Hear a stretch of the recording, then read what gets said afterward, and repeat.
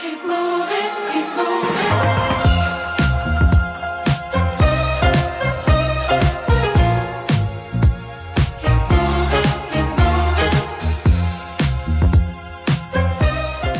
Tom, welcome to Radionica. It's a pleasure to have you with us. How are you and where are you right now answering this call? Gracias, Diego. I am currently in London at our studio. It's a lovely hot day, so just enjoying having the windows open, having a chat to you.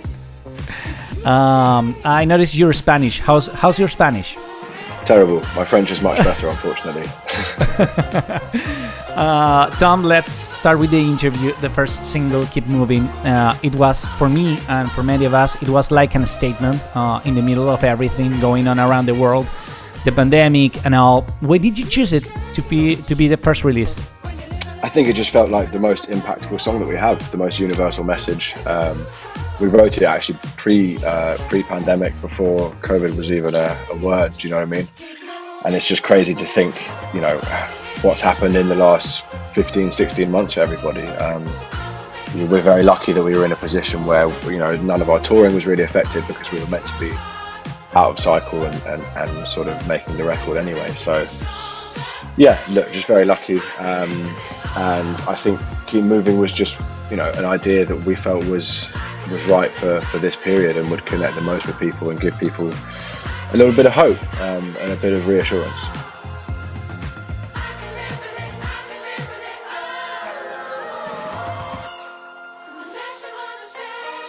Yeah. So far, it's like a double fatherhood. So for you, so congratulations on both of them. Thank you. There's a bit more admin now, a bit more paperwork that we have to do. No, look, it's great. We've always been really keen to have like control of what we do, complete creative freedom. Obviously, being on XL was amazing. They're a great record label, and everything that they gave us in terms of a platform globally to release music was key to where we are today. So you know what I mean? Like, there is a huge benefit for labels, but eventually, you know, as artists, you grow and you want to spread your wings. And it's great. We've got so much confidence. You know, we're not second guessing ourselves. We're not second guessing our audience. We're giving people the rawest version of ourselves now. This album also brings another first for the band. You have like a couple of collaborations on it. I want to know, was it a conscious decision? I mean, we are talking in the middle of the golden age of collaborations. For some, it is a must. How did you decide that?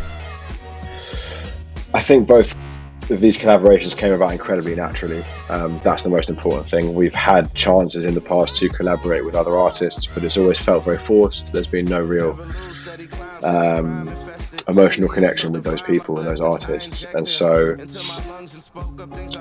you know, this time round, we met Bars, for instance, at a festival in New York backstage, and he came back to see us after our set that he'd watched, and he was just full of energy and life and love. We really connected with him. And then when we were in London finishing the album in 2019, he just texted us being like, yo, I'm in town, like, do you want to go for a drink? We were like, do you want to come to the studio?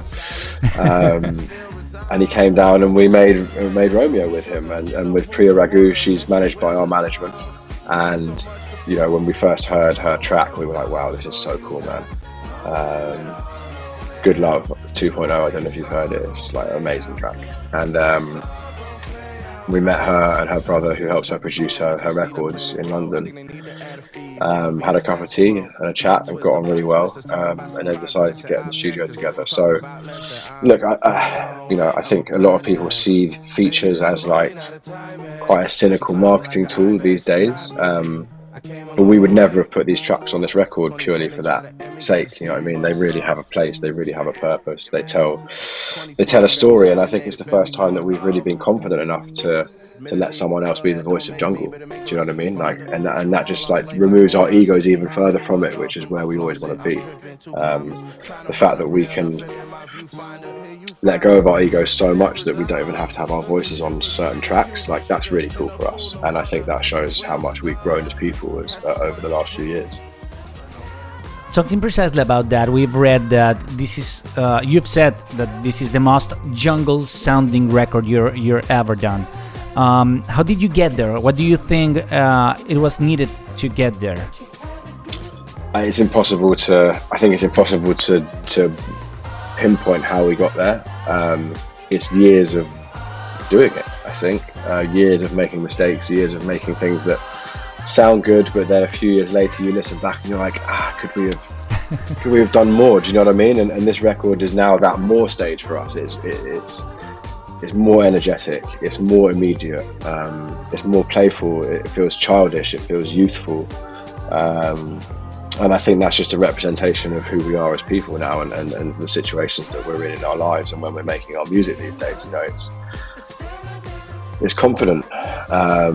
You know, we spent a lot of years trying to avoid like being accountable for our music because we were scared of failure and scared of people judging us. And as you get older and life happens, you realize that that's all bullshit. Do you know what I mean? And actually just please yourself, and that's where your happiness is, right?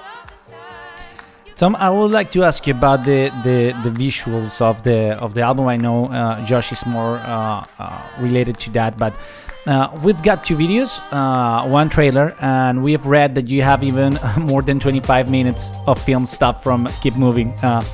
Visually, are we going to get like a full feature from this album, or are we thinking too far ahead of this stuff? I can reveal that there's a video collection for the whole album. Every song has a visual that we shot for it, and they tell a story in their own rights. I think we wanted to make sure that they were individual vignettes, because obviously, you know, the different pace of some of the songs and the different meanings require different styles of movement and energy levels. So we had the chance to make 14 videos in 5 days in February, in this crazy old fort in the south of England on the south coast. And yeah, it was like being on a film set, like at the Pinewood Studios. It was like loads of different locations that you could like turn into, you know, different things, and with a bit of art direction. And we shot 5 videos in 14 days with, I think it's 10 dancers and 2 choreographers. Might be 12 dancers. I can't remember. It was a long time ago. And I think that energy, you know, you see like clips like Talk About It. I remember Talk About It being shot before lunch on the second last day, and like we tried to get it a lot of times because we're trying to do the one take, and obviously a song is 4 minutes long, and like 23 out of 25 times you get to minute 3 and someone makes a mistake and you've got to start all over again. And you can see that the dancers are at their sort of limit, right? And that just brings this incredible, insane magic and energy to the screen. And that's also quite reflective of how we made this record. We wanted to capture every idea in its rawest form, right? To capture the raw emotion and the energy that we were feeling in the room at that time. And not to overwork it, not to edit it too much. So what you hear is us kind of rushing it a little bit and sort of going like, okay, shit, we can't ask questions, we've just got to do it. Let's talk about the name of the album, Loving in Stereo. We've read some things about it, but does the name has its own history? The name of it the does. song? It's got a very illustrious history. It was the name of one of the first songs that me and Josh wrote together when we were kids, so like 13, 14, so maybe 18 years ago, 19 years ago now. Fuck, that's a long time. I know. But yeah, so it felt like the right thing to call it. I think the album encapsulates the very essence of like our creativity and our childishness and our love for what we do. So why not kind of remember it in that way? Okay, Tom, I want to go back again a little bit to 2015. We've read that in 2015 in an interview you talk about a list of 10 very simple rules to keep the project on the right track. Like before there was any money involved. Do you remember them? Can you share some of them with us? Got them written down.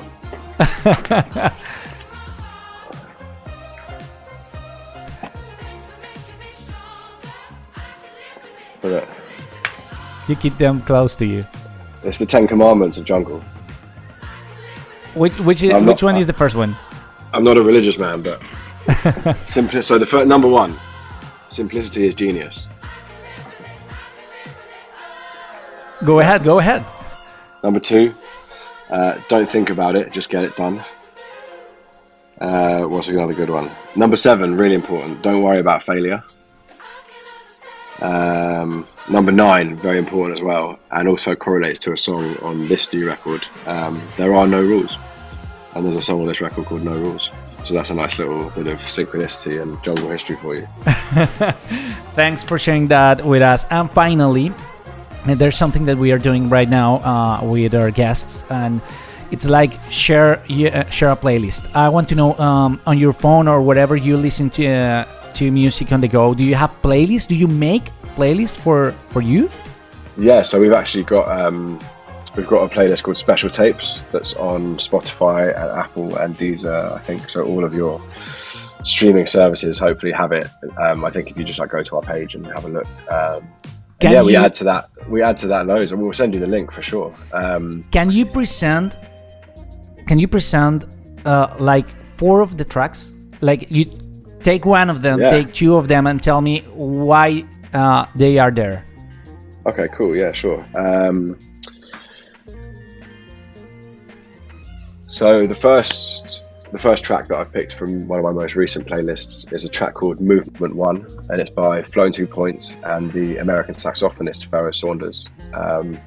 It's an album called Promises, and when I first heard this, it's just beautiful. It's cinematic, it's haunting, and yeah, for an artist like Floating Points to going from making incredible dance records to now collaborating with the London Symphony Orchestra and making music as cinematic and broad and bold as he does, I think that's just it's just a really nice progression to watch and really surprising. Another one? Yeah, sure. Okay, this track is called Magpie by Lava LaRue, and it's from an album called Butterfly, and she's a London-based artist. She's really great. It's just got an amazing beat. Her vocal is beautiful. It sort of just reminds me of walking through London in the sunshine, and that's a really strong, vivid memory for me, and makes me feel like very comfortable and very at home. And one last song? Sure. Okay, this last song is a track called Burnt Orange by a female producer called Elka, and yeah, she's just got an incredible vision, and she runs a record label that's fully run by women, and they only work with female artists, which is such an amazing thing to do, and to have the bravery to step out into the music industry and try and do something different. So yeah, this is Burnt Orange by Elka. Tom, thanks a lot for this contact. It's been a pleasure to talk to you. Congratulations on the album. We really love it. We really love the band, and we really hope to have you here in Colombia soon. Hope so. Yeah, please. Thank you. Muchas gracias, Diego. Take care and bye-bye. I came a long way. Ciao. 2010, they try to end me, glad to see them bullets off. Still here, you missed, you bitch. 2020, Grammy nominated, bet we going off. Admittedly, I know that don't make me, but it